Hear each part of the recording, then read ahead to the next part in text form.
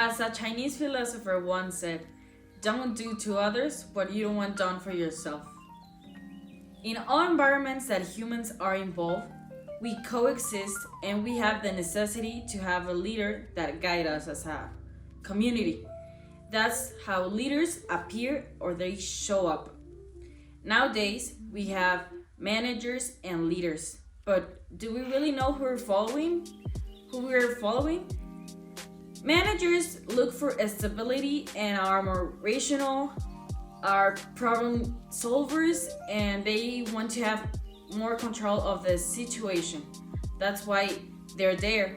But leaders are just born, they have the abilities to guide others, to motivate, and they look for changes. The more reflective you are, the more effective you are. Leaders need different skills as discipline, organizational skills, perseverance, self-regulation, and emotional intelligence. They must be conscious about what's happening in the world and what they want to do with their abilities to guide others.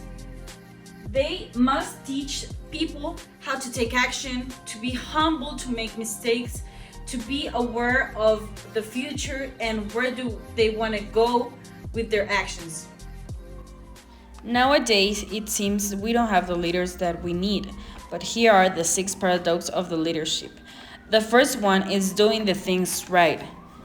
The second one is be fully conscious of what's happening in the world, knowing that technology brings us together, but we need to be conscious about how it's bringing us together.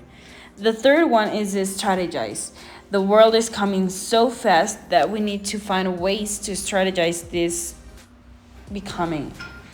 We need people that leads others and makes them believe in themselves and to take action. It's the fourth one. The fifth one is the traditional innovator. Being an innovator that thinks about the future and thinks outside the box. And the number 6 is the high integrity politician that moves forward to bring others. Not all famous people are leaders, and not all leaders have good intentions. We can compare it with Mahatma Gandhi, that he was focused on the child's, on the education, and basically on the freedom. He had good intentions and he was a really good leader. In the other hand, we have Hitler, that he also was a good leader, but he didn't have good intentions. He affected innocent people. This should be a reflection for all of us who have social media and follow different influencers or famous people, that we have to know what they're trying to tell us, what they're trying to make us buy, to make us do. Not all the things they do are good just because they're famous. And I have a question for all of you. Who are you following? There are 2 kinds of leadership. One is a task-oriented, that they are more focused and structural on what they're doing. And the other one are the relationship ones, that they have more skills on communicating, motivating, and having this relation with others. Now it's time to talk about 2 important theories. The first one is the field one. He talks about leadership in the right context. He says that leaders can be leaders in some certain context. For example, if a basketball player is on a swimming pool, he wouldn't be able to lead because he doesn't have the right abilities to lead. But if you put that same basket player on a basket field, he would be a good leader.